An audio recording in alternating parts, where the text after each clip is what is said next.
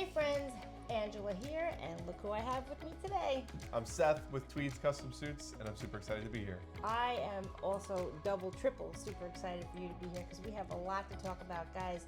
Seth loves music as much as I love music, and we're gonna get into cigars, music, you know it. So I have a lover of cigars right here, a lover of music. It's gonna be great. So let's do a little housekeeping first. Of course, you know I like to bring it in, so we're gonna bring it in. Boom, boom. Thank you so much for coming. And I want to thank you for joining me today. This is a gift from me to you. Thank you so much. Yeah, my pleasure. Can I unwrap it right here? Oh, yeah, let's do it. Let's do it. Gotta see what's inside. Yeah. You told me you're a bourbon guy, but, you know, there's lots of different varieties you could go with. Absolutely. So. Wow. This is gorgeous. Isn't that nice? Have you heard of Taconic Distillery? So I've not heard of the Taconic Distillery yet, but I'm very excited to give them a try. Cool, cool. So yeah, usually we do share spirits when we're enjoying the cigar on the pod, but we're doing a morning filming, so we're not gonna crack that open right now. But you just said you got your water? You're gonna do a little water. Some more? Do you need a cup? I think I'm all set. Okay, yeah, you're all set. We're good. All right, so what are you smoking today? We got to cut and light for the people here. Today I've got this Perdomo. I am a cigar lover. Somehow I've never had a Perdomo before, so this will be a first for me. Very excited. Yeah, we are, as you could probably see, I'm shooting on location, right? When I got the brick behind me, you know that's when we're in Cigar on Main in Beacon. So we were down in the humidor, and I said to Seth, what are you smoking today? And we were like playing around with like, you know, what are we grabbing? And then you almost grabbed a broadleaf. Camacho, yeah. Right, yeah. So, but I said, you know what? I like the Lot 23. Let's see if you like it. That's the one. Yeah. So you're gonna hear it live here. I hope it was, you know, yay or nay. We'll find out. Yeah. So, we get an honest opinion out of you, because you know sometimes I have some cigar reviews I've done in the past on the channel. Yeah. But there's been some kind of big names too that I've smoked in the past that I wasn't impressed. Yes, I've had a couple as well. But I wanted to be, and I was like, I didn't really post those because I wanted to kind of keep it positive. Yeah. Yeah. I mean, absolutely. It's subjective, really, yes. Right? Because it's everyone's palate is their own. Really, yes. Right. So. We lighting this up? Yeah. Let's do it. Let's do it. All right. So what can we talk about? Because you know, this is the audio component. I will say this.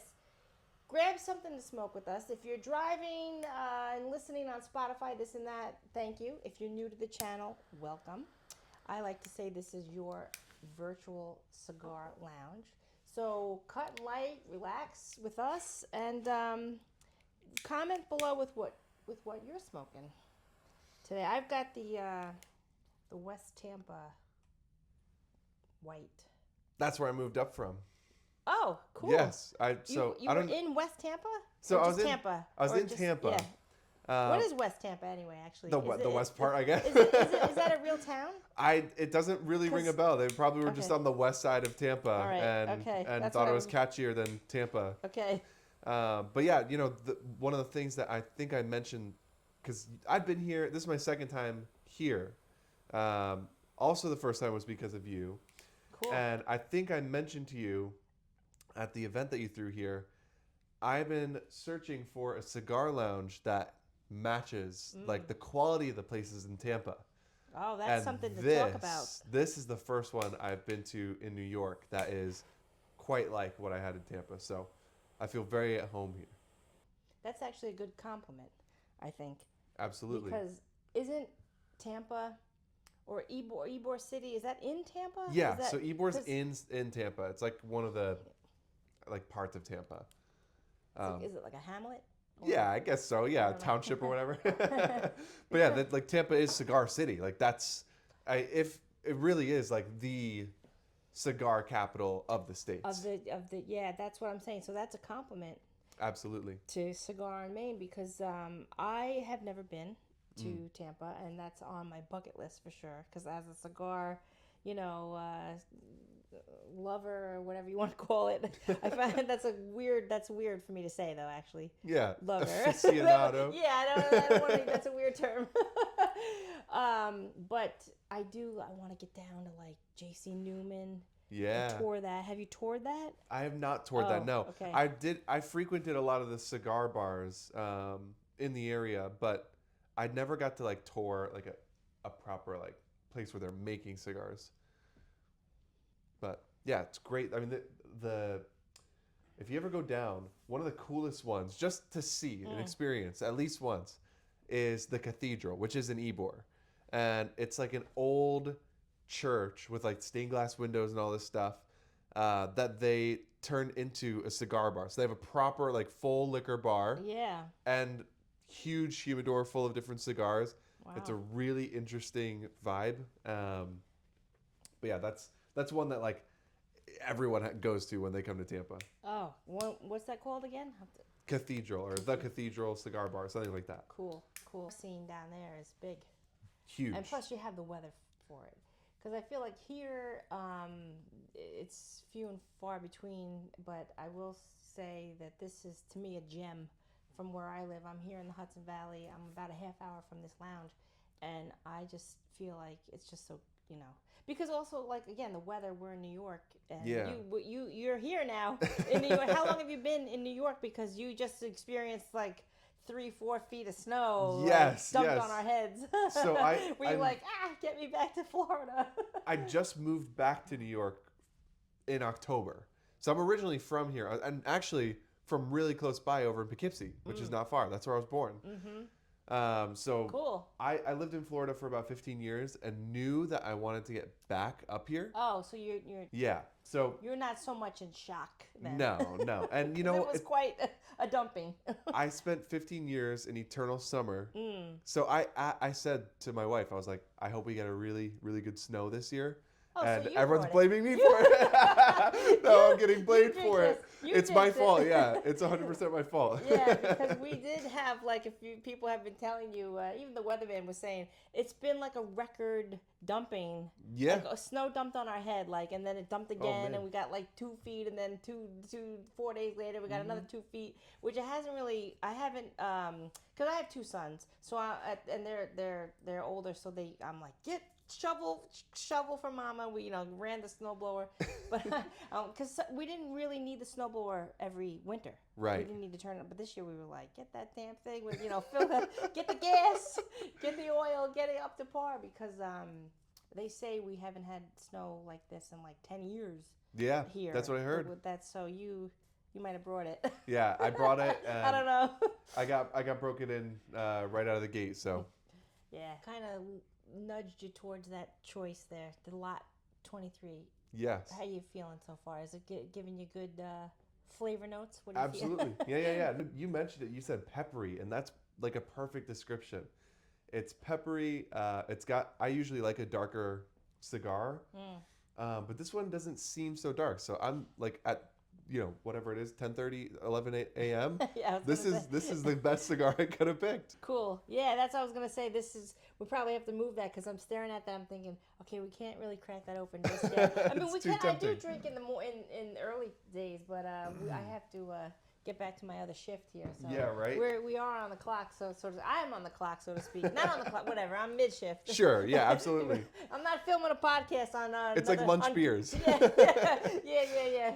Do they say road soda in Florida too? No, I've never heard that. Oh, you never heard that? No, what is that? Well, listen. First of all, it's illegal because I have a CDL, so okay. You know what that is, right? Yeah. So that's why I'm very particular, like when I can drink and this and that. And really, we're not supposed to really have a drink even at night on the weekday because if you're driving the next morning, you're just so many hours when you have to have alcohol in between, right? Whatever you're driving, but a road soda is just when someone cracks a beer and they're driving, which is a little bit like... Yeah, of course.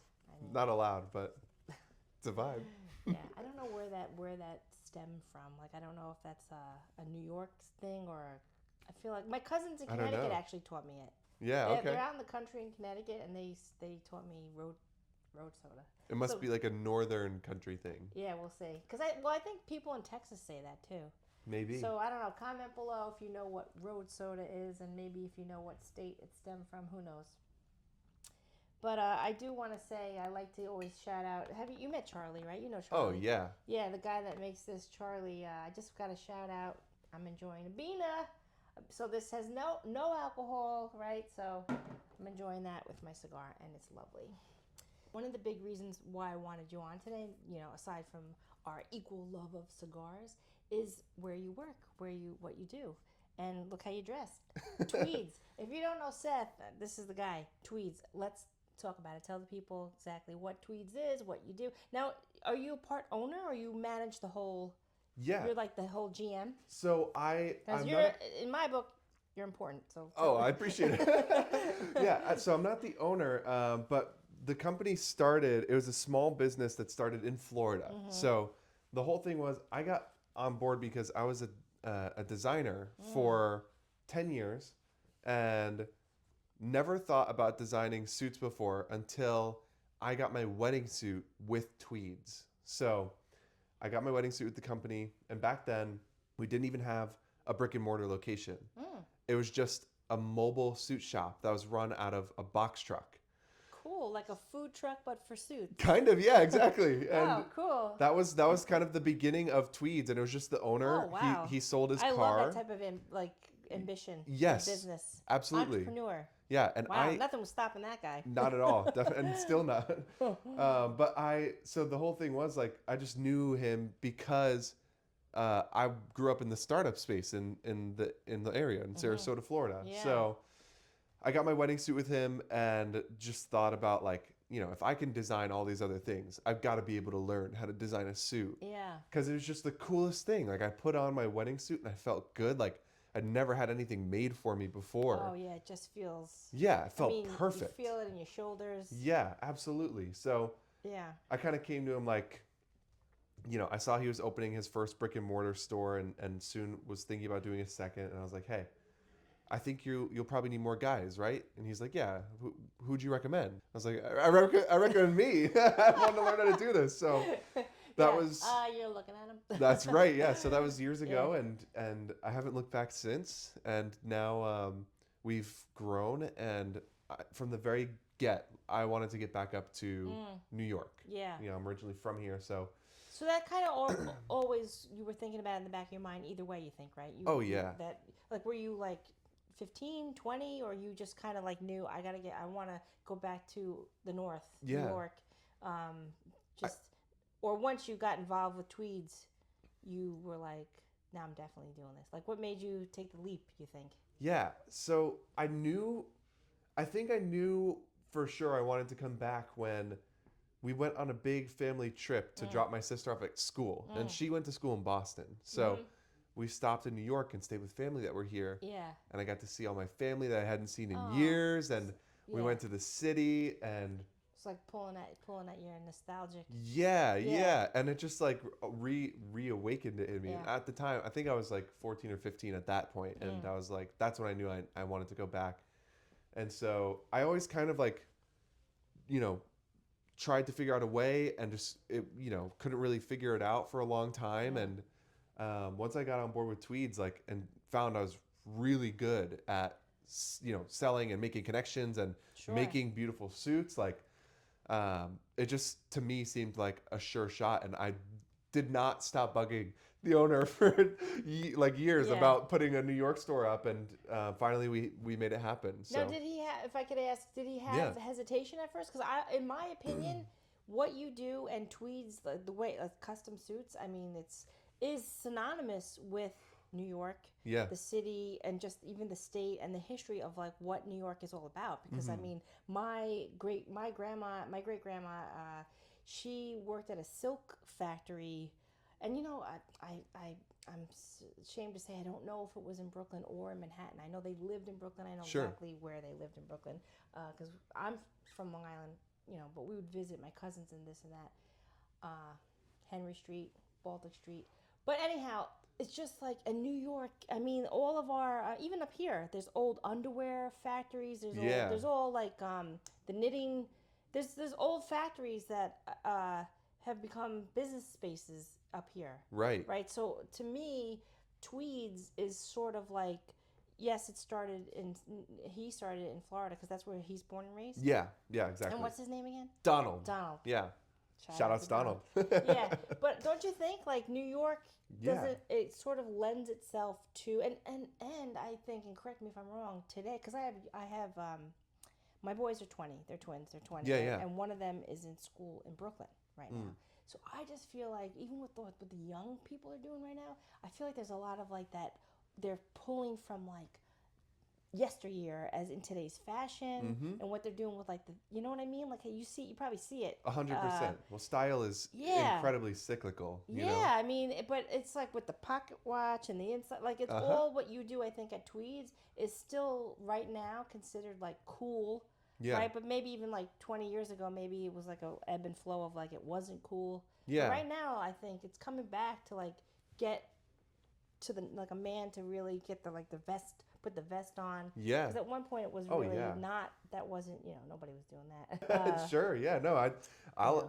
I've seen it. Like the vest, it like has really come back. Yeah, I think so. And I think, like my diagnosis of the whole thing is like, for the longest time, you had the old school guys who ran.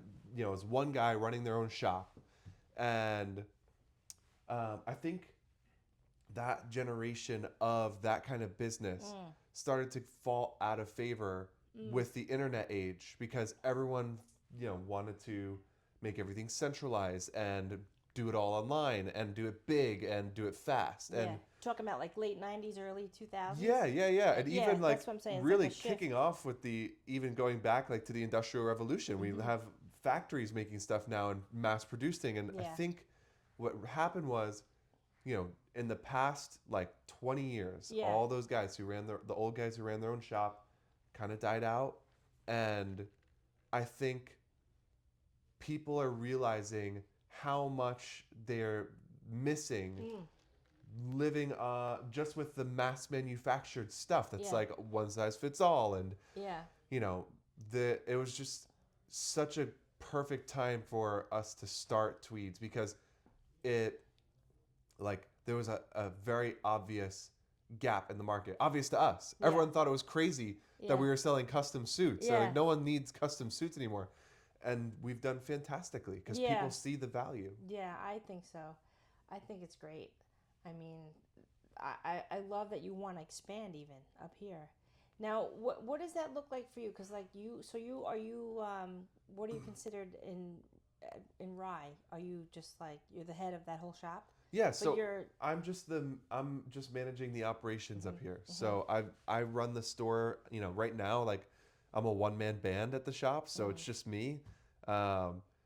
And eventually, I want to bring on a team and build that up, and then hopefully very soon open more stores and start sending people from my team out to run those, and we'll take over. That's the goal, because I think what we do is really awesome and fun. Yeah, and how far and wide do people come to your Rye shop? Like, people come up from you're in Westchester. That's Westchester. Yep. And that's right, like from like how far of a drive from the Bronx? Like quick, right? Quick, yeah. You're like 15 minutes from the Bronx. Yeah. So would you say what is like your demographic? Is it mostly like people come from all the 5 boroughs? You would think, or like does anyone come from Long Island? Let's say that you know of. So I haven't had a lot of people from Long Island. Surrounding state, maybe. Yeah, so you're in a niche, I would say, right? Yeah, and the thing about Rye is, I guess like, and this I'll give you kind of a peek behind the curtain on like how I see my situation. Like in our business, I never want to be reliant on how many people are walking in the door, like foot traffic. So I do a lot of outreach. I want to go out and meet people. I'm always at networking events, making connections, because our business is very much like, the more you build up your book of business, the better you like do and the more stable you become. So it's very relationship heavy. It's not like transactional, right? So but for you though too, if you had like, let's say you have a client and they're like, oh, my cousin needs a suit for their wedding, this and that, but they live, I don't know, like you said, Connecticut, even New Jersey, but can't you like, I would imagine you could go there, Oh, yeah. measure them out. They don't actually physically have to come to your store, is what I'm saying. It's fun if they do, because it's a cool spot. Sure. But we do concierge all the time. Yeah. To pick out the. Now, because Don, you said, right? Yeah. Does he still have that box truck? Because let me ask you this: the idea. There's certain. What if you took the truck to meet, like, also kind of do like you have the brick and mortar, but then you could do like, sample, because they want to see the sample fabrics. Right. I would imagine. I mean, you could show them online, but you can't. You also have to like. Touching and feeling like is the so wool important. and linen and all that. But I mean, measuring them though, you could do off-site. But then, how would you like? Oh, so does he have the truck? So I'll tell you what, like that kind of. I think you could probably still use a truck. Yeah. With the brick and mortar, to kind of do more outreach and have a couple sample fabrics on it. Does that seem like a bad idea? So we do a lot of concierge. At this point, like the trucks are still around. If you ever go down to Florida, you'll see we're really big at the billboard game. Like that's our favorite marketing strategy because everyone sees it all the time. Yeah. So for us now, the trucks are just like extra billboards. Like we'll make a deal with somebody to park it like at their business that's right on the main road. When we do concierge, it's just so much more convenient now. Like you walk into the office, just measure them up in their office, and then we'll bring a big briefcase with a bunch of fabrics to pull it out and show. Every now and again, we'll bring out the truck for something like like if there's some kind of market and we can prop up and like an expo. Right. Yeah. Exactly. But yeah. It's not super common that we'll bring out the trucks. What is this fabric called? So this what I'm wearing today is it's called tweed. It's actually tweed from Tweeds. Yeah, exactly. We do have some tweed. It's not all tweed, but we do have some, and it's a little bit of a heavier. Yeah, it's nice. Kind of like coarser feel. Like you'll see, like some of my Italian suits are like they feel really soft and light. This one, the English, like something heavy, so it's like it's a little nice bit of a coat. different. Yeah, it's a nice coat. Because actually, it is spring, but it is chilly today. So you picked the right fabric. And I was up early, so it was really cold this morning. Cold, yeah. Cold for a Florida boy with. But so yeah, let the people know because you were saying you can technically help people all over. Yeah, I mean. But ideally, if come by the shop, let them know where they can find you in Rye. Yeah. But. So we're right on Purchase Street. It's right on the main street in downtown Rye, which is a beautiful area. I've loved living there. Family loves it. We live, 5 minutes from the shop.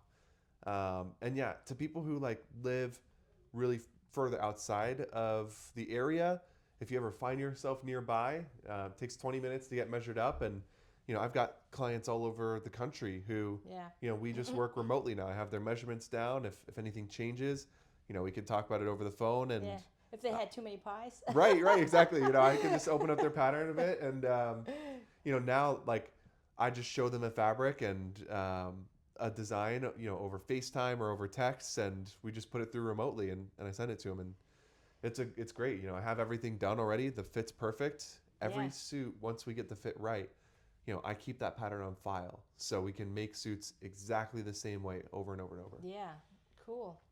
I like that, and you see how like I'm rolled up here because I'm 5'2", but also I kind of have short arms for my stature. I have to. Well, actually, a long time ago when I worked in the finance world, I used to have to get all my pants taken in because I could never buy a pant short enough. Also, my legs, I think they're like a 26 inseam. Yeah. So yeah, like that's important too when you.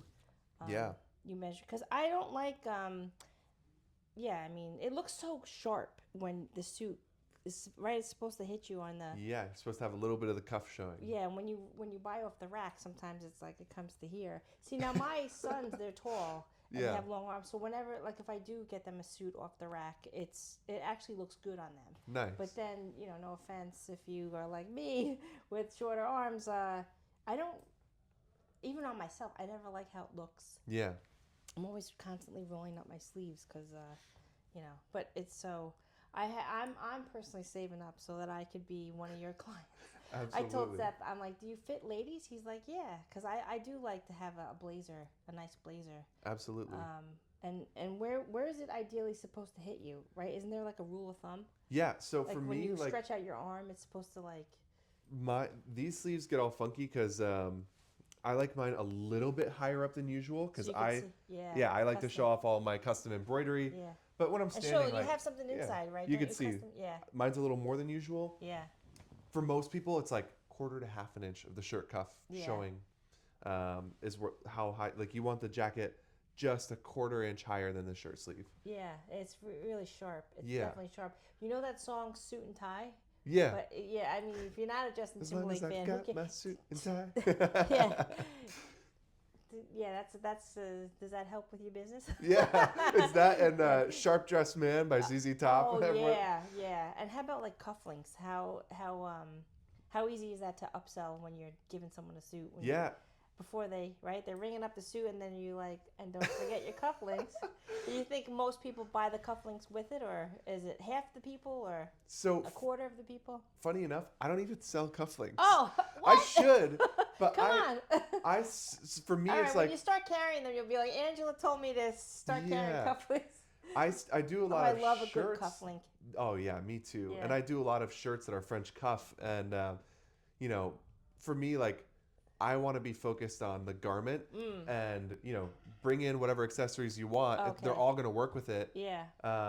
But to me, the upsell would be, don't forget your shirt because you gotta have a custom shirt with your custom suit.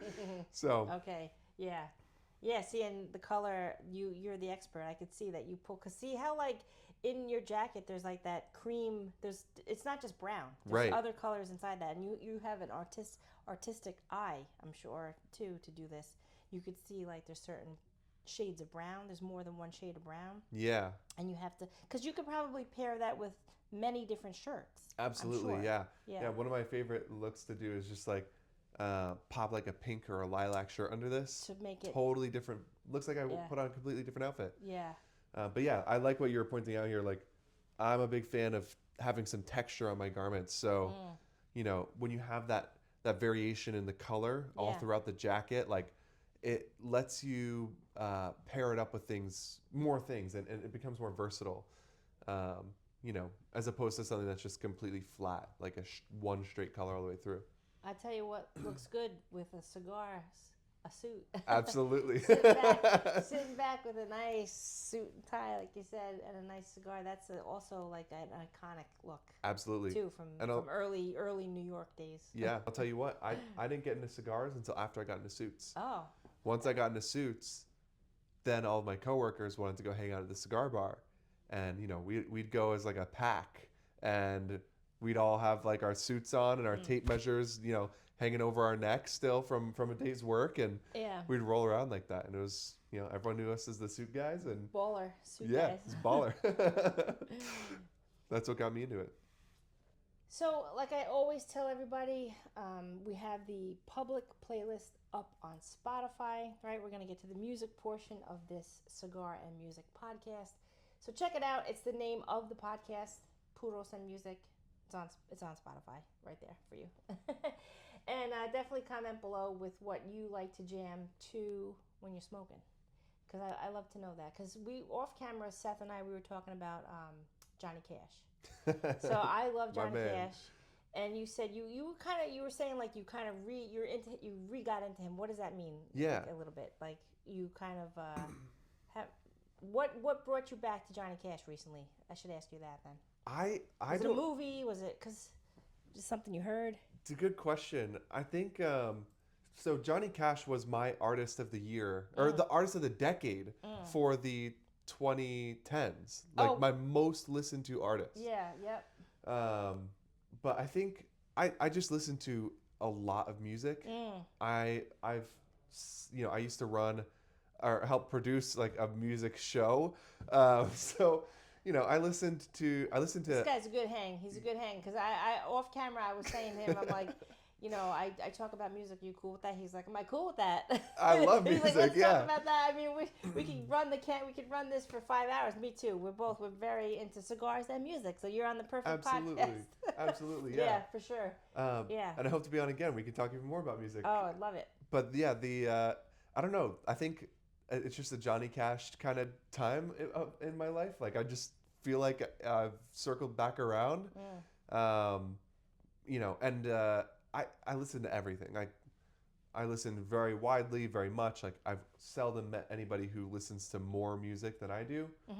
And a lot of that comes from just That would having be a me. very I think that would be me. yeah. We would have to compare playlists or make a you know about the Spotify blend? Have you seen that before? I don't know. Do I? Yeah, so you can send someone an invite, and Spotify will automatically make a playlist. It'll tell you how similar your music tastes are, Oh, I have and to then it'll make a look into that. playlist, and you'll see on the playlist Well, who this it's is- pulling songs for. I got my old DJ Dolce shirt. You know that I used to be a DJ? I did. Yes, you Oh, you yeah, mentioned it briefly. I just recently retired. This past summer, I did my last wedding. Yeah, I've been doing that since 1998. yeah, Yeah, so music is everything. It's everything. yeah. I actually was a music major when I first went to college, and I just, for life got in the way. I had to pause college for a second. I had to go back. I worked in the day, went to school at night, and my dad's an accountant, so he was like, my family was like, accounting, business, but I couldn't. To be honest with you, I was working in the day and I couldn't finish the piano blocks because they didn't offer piano 1, 2, and 3 at night, and I was so super bummed. So because I was in like the piano, like my school had like the piano like practice rooms where you had to like go in these like soundproof rooms. You had the code to the door, and it was like baby grands in there, and I would just like go in and play and practice. And I still went in and played even when I switched to business. But because I had the codes and I was still on campus. But I was so bummed because they didn't offer piano in that way at night, and I had to finish my degree at night. Yeah. So anyhow, but yeah, like you say, I love to meet someone that I could just talk really long about music about, because that I could just babble. So I could, yeah. Do you have like a classical music background then? I do and I don't. I have it. When I was younger, I wrote songs from ear. Wow. Like if I learned, like let's say, like I took lessons when I was a little girl for many years when I was really super young. I mean, like I begged my parents that since I was probably this yay high to get me a piano. Yeah. And then a couple years went by, and then finally my parents gave in, because the piano's not cheap. Right. So thankfully, I'm always still indebted to my dad to this day. I'm like, thank God you took out that hefty, whatever, it was hefty. Yeah. We went into Manhattan, because I'm from Long Island. We went into Manhattan. We picked out a piano. I still have it at my house to this day. Good dad. Yeah. He actually just turned 80. We just had his birthday. So shout outs to dad. Yeah. So when I was little, I played whatever kids do, like the sonatas. Yeah. And Beethoven, but very simple. Very simple. Yeah. The simple stuff. But then, like, if I learn like John Lennon's Imagine, like I used to like to. My piano teacher actually on Long Island, she was really hip, so I was allowed to play like current hits. Nice. So and I'm Gen X, so I'm those, but then I kind of just didn't want sheet music in front of me. I wanted to just play. So I would play, practice to get the grade, Right. whatever, get to the next booklet. But then I would write my own song off of, like, I wrote songs like off of Imagine. Yeah. But classical music, I wrote a classical piece, my own, but like just from ear. Yeah. And I would not say I'm classically trained. Gotcha. Do you have a classical background? I do. Yeah. I sang opera.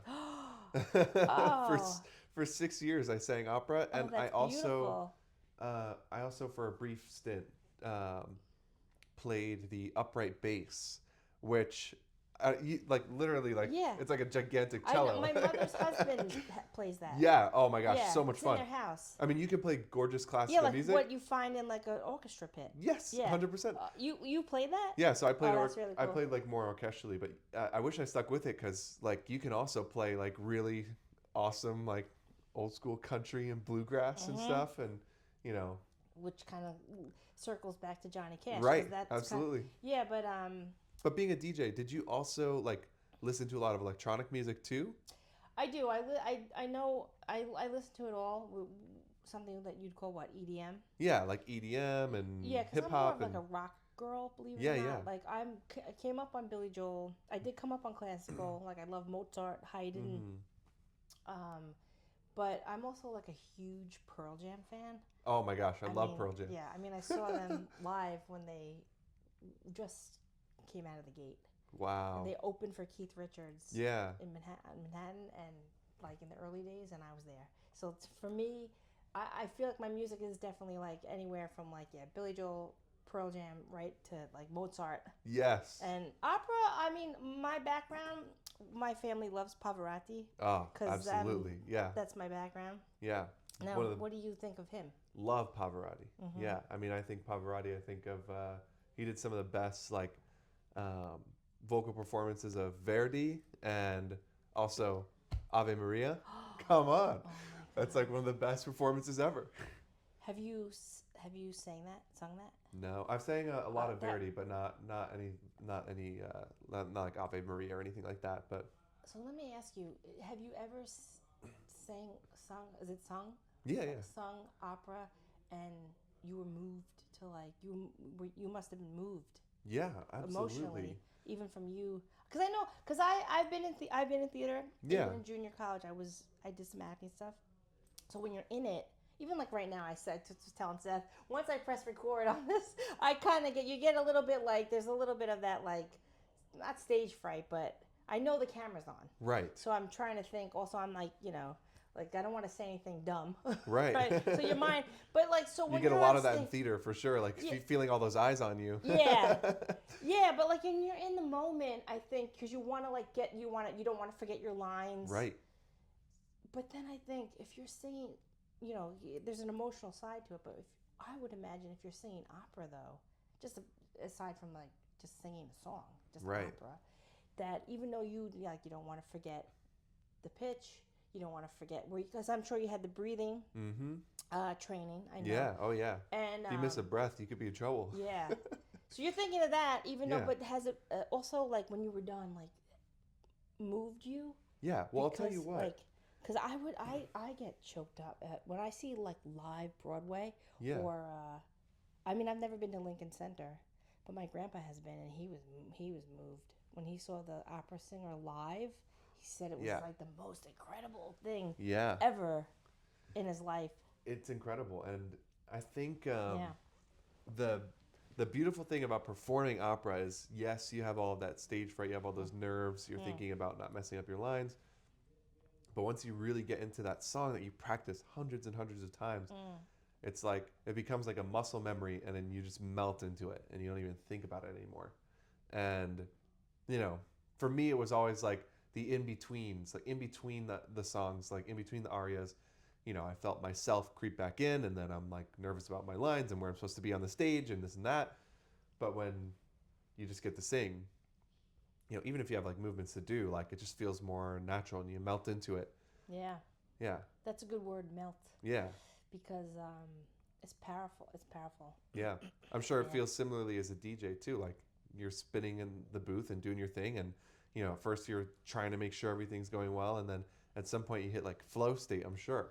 You hit the flow state because for what I did with weddings, it was very much in the beginning I was on and can't forget and not mispronounce, like let's say the bridal party coming in, right? Because I also announced, right? So it's like put your hands together for Julie, Yeah, Julie yeah. and Matt, and then once like after cake was cut, then I was in a flow state because then I didn't have to do any script.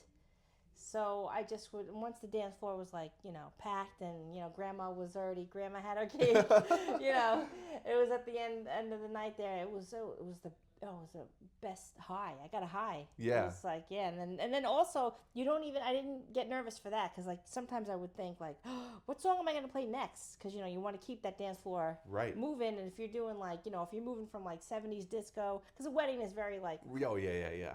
and then at the end of the night, if you're doing like, whatever's popular youth stuff or pop music or pop dance, you think, okay, well this song, this beats per minute is pumping, but then it's like, then I have to quickly, what am I going to put on next? Like, Right. So you have to really, like you said, you didn't know if like you'd meet someone with a deeper music knowledge. But I think as a DJ, I had to be on the ready of like I had to always think like a music catalog. Right. Like You got to be light on your feet. Yeah, I was and you got to very have a good encyclopedia of songs in the back of your mind to pull from. Yeah. That's something that I think there's a real art to DJing and DJing well, and it's something that I really enjoy and respect.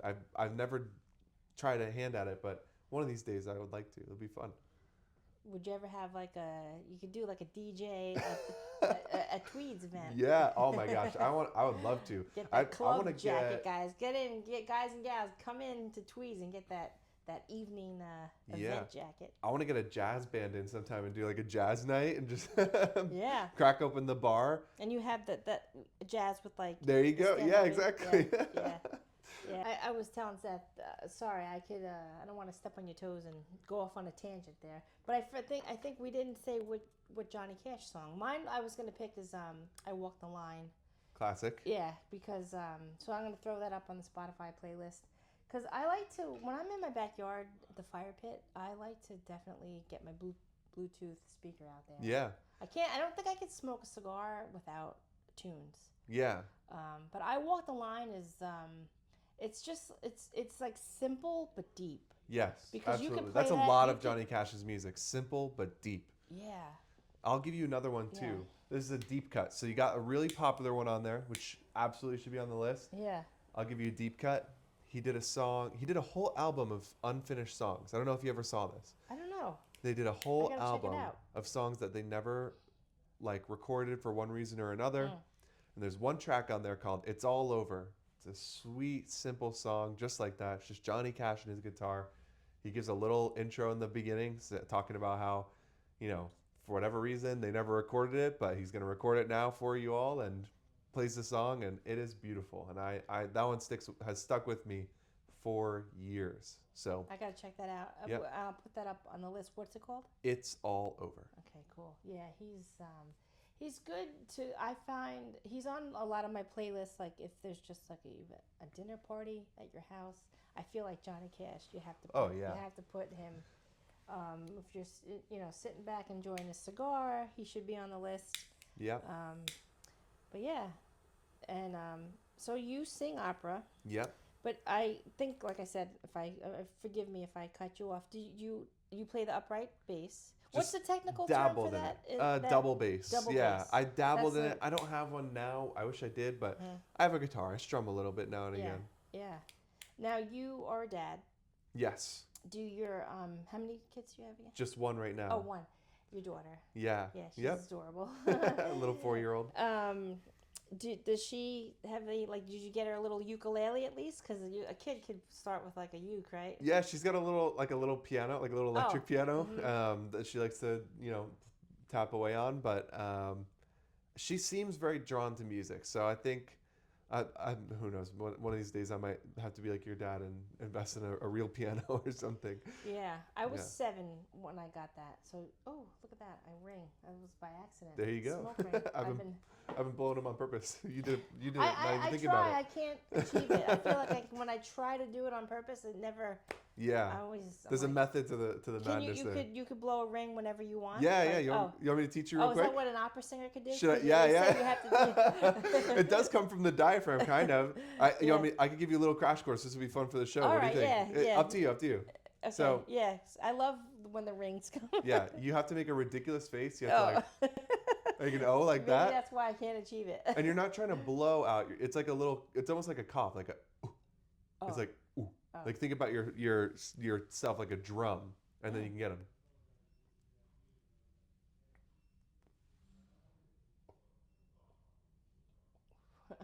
I don't know. That's pretty cool. Seth can do it. That was an okay one. I did one by accident. Listen, he's an expert over here. But yeah, so we're at that mark of time here because, like I said, we gotta hit the road. But do you have any last words for the people? Yeah. I just want to invite everyone on the show to come swing by, see the place.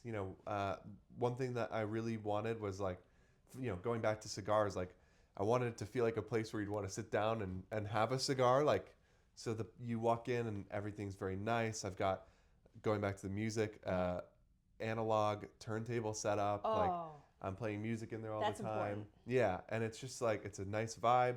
If you need a suit for an event or just so that you have some really great pieces in the wardrobe for when you need them, you can always hit us up. I'm on Instagram, Seth with Tweeds. Seth with Tweeds. I'll put it right here. I'll post that. It'll come up on the screen. Seth with Tweeds. Yep, and That you has a can good find ring the to shop it, too. address and everything Yeah. there. Easy peasy. Yeah. So, and maybe we'll see another shop. You said just maybe in the works. You're thinking about it. Yeah, in and like if a I year do, or two. What you're looking at like in a year or so. That's my dream. Yeah. So Yeah. if you want to help him expand, comment below what town you want to get your Yeah, suit tell me a in. town to visit. Yeah.